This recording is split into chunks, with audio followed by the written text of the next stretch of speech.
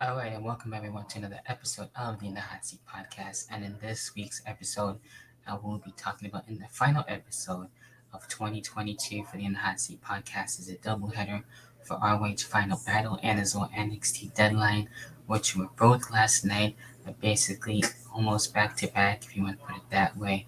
And then really enjoyable as Saturday for professional wrestling. And I'm on StreamYard and I'm trying out the recording option, so it looks like it will record the audio version, and of course you can see the video version.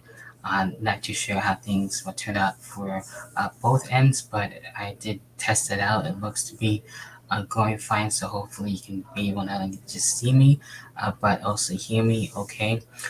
So gonna get right down into it with ROH Final Battle, where we got into the main card, Blake Christian, and as well dealing with AR Fox as a tag team partner, and as well Rouge and uh, Dualistico on this one, trying not to mess up the name too much, but this ended up opening the show and really enjoyable stuff. I was in the way wanting to see Rouge and his tag team partner actually be able to get the W on this, but Blake Christian and AR Fox were able to handle their own and actually get the win. The finish was kind of weird. I basically botched on that. So I don't know what really happened. It looked like the referee went for more of a two instead of a three, and Blake Christian and AR Fox actually get the win somehow.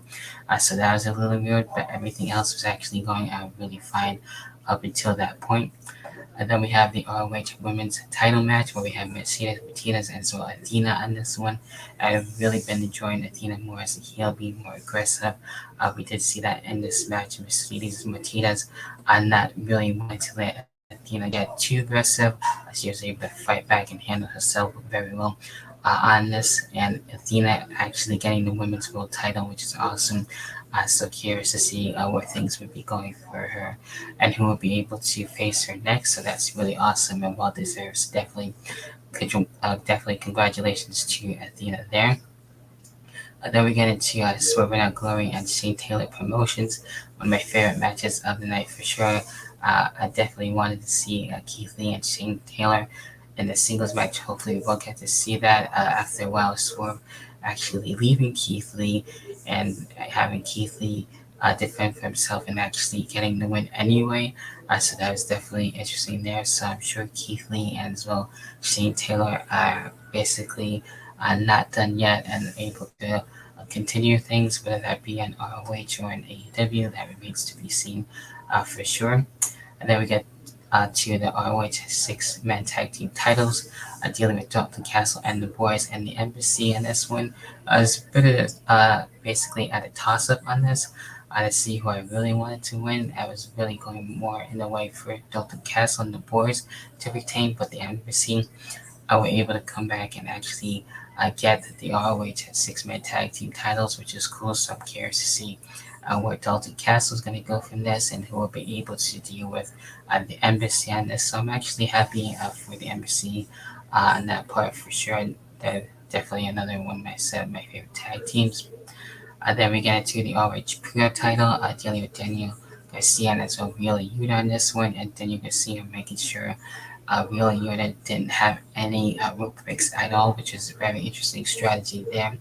And anyway, being more dominant in this case, but Wheeler Yuta able to find a way to stop Daniel Garcia and get the Pure title, which is cool, and help out the Blackpool Combat Club on that for the Blackpool Combat Club to actually get a win there. Very deserving on that, and they're still dealing with the Jericho Appreciation Society on that as well.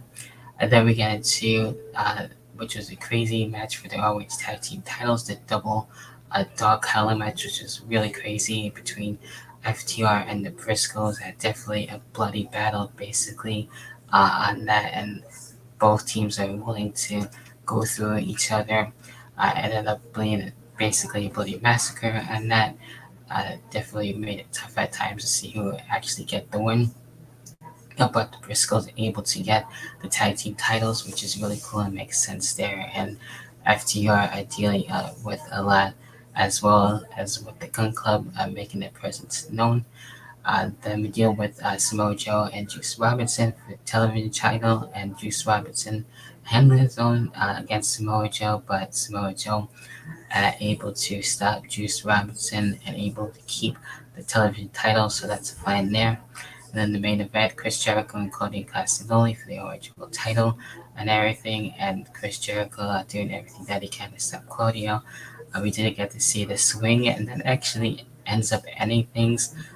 Basically, Chris Jericho tapping out, which is actually pretty funny. To actually see it more as a submission, so don't really blame him on that one. And actually wanted to give up on the swing and everything after being tired after all that. Probably like about 30 swings, I do believe, or so that I remember counting. So that was like really insane there on that. So Claudio being ROH World Champion and the Blackpool Combat Club actually getting their titles basically back with them, which is really awesome to see that.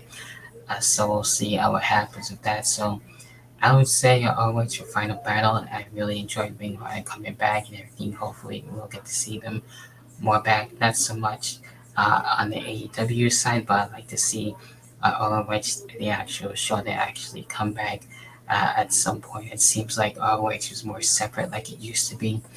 I did get those vibes too, for sure. So definitely enjoyable with that. Basically, more of the main card. They didn't have other matches on the 0 hour and everything, but I just wanted to talk more about the main card and what happened getting into the next thing, which would be NXT for DeadLine. And with DeadLine, we did have an interesting a new concept, a new match for the men and the women for the Iron Survivor Challenge. Basically, I thought it would be more like the championship scramble a little bit, and this little King Queen of the Mountain mixed in because we had the penalty box there.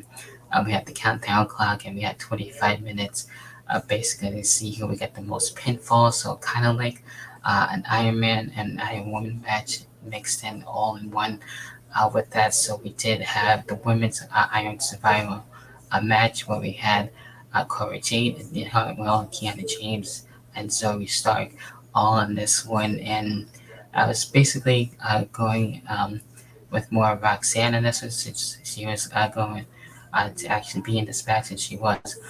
So I felt like that would have been the main person to actually go for, who I felt like actually should be able to win. It's the same thing with Indy and so Cora Jade actually too as well. But Kiana James also was able to have a strong showing. Same thing with everybody else, and this one was one of my favorite ones to actually deal with the Iron Survivor Challenge and actually started things off. So Roxanne actually being able to get her win and be able to make history there and be the number one contender. So it looks like we'll get to see Roxanne Perez and as well Mandy Rose at some point for the NXT Women's title. So that will be definitely interesting. And hopefully Roxanne Perez will actually get to be Women's Champion, which I'm pretty sure that will happen most likely in 2023. So maybe at New Year's Eve or NXT Vengeance Day, I can see her actually get a title, basically around that point, and then maybe see Toxic Attraction eventually go to the main roster at some point.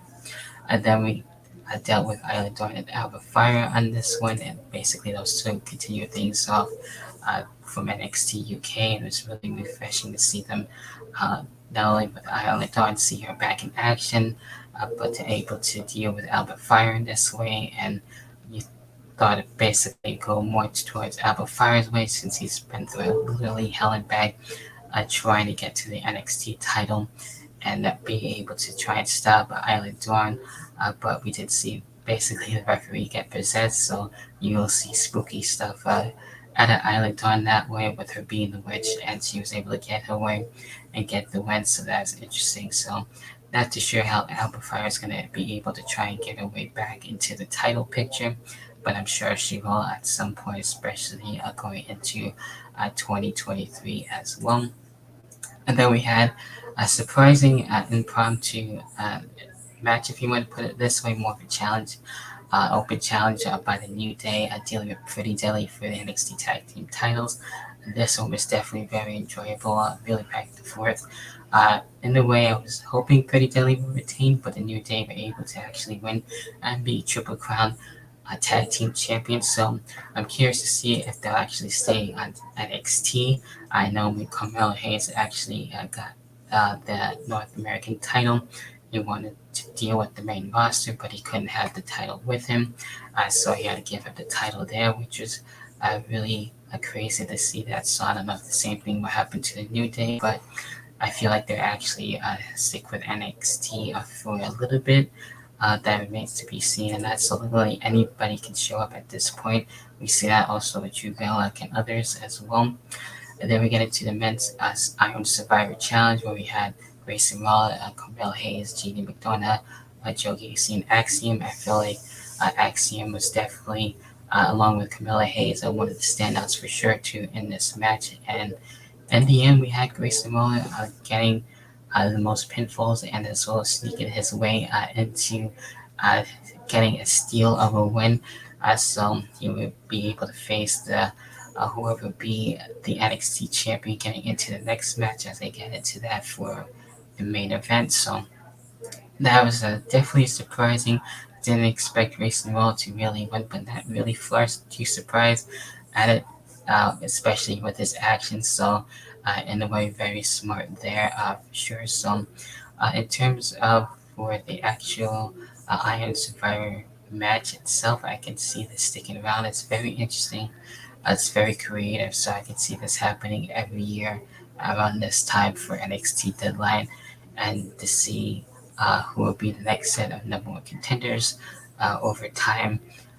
Maybe even to see a championship Iron Survivor Challenge later on down the road. I think that would be really cool to see who would be the champion within that most time and the most pinfalls.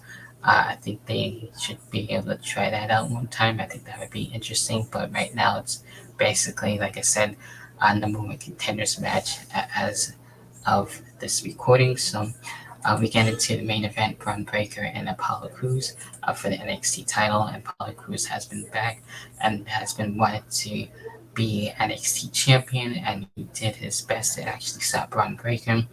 Braun Breaker giving his all as well and actually defeating Apollo Crews there. So basically, a respectable match between the two. And then we see Grayson Waller actually making his presence known that he wants to face Braun Breaker for the NXT title, and that basically does it for NXT Deadline. So again, that's it for ROH Final Battle and NXT Deadline. I enjoyed both shows for the weekend. I actually like having pro wrestling pay-per-views on Saturdays. It's a lot easier to sit through and more enjoyable that way, I feel like. So I can definitely get used to this a lot more often. So that's it for this double header for the final In the Hot Seat podcast episode of the year. There's going to be a lot more coming in 2023. I'm very sure about that. I'm looking to talk about what happened during the pandemic for pro wrestling on that special podcast with some very special guests coming very soon, most likely sometime in January. I'll probably do maybe some live reactions to Royal Rumble. Who knows? That remains to be seen, and hopefully more interviews very soon. And of course, more reviews for pop culture stuff. So with TV shows, definitely with The Last of Us TV show coming out, looking to review that. So to look forward to in 2023. So that was it for this episode of the In the Hot Seat podcast, basically dealing with season's meetings. Hopefully you enjoyed your 2022 going into 2023. Welcome to share what you're looking forward to and everything else. Hopefully you enjoyed the holidays of Thanksgiving, Christmas, and New Year's coming up. So until then, I'll see everyone on In the Hot Seat podcast in 2023. Enjoy.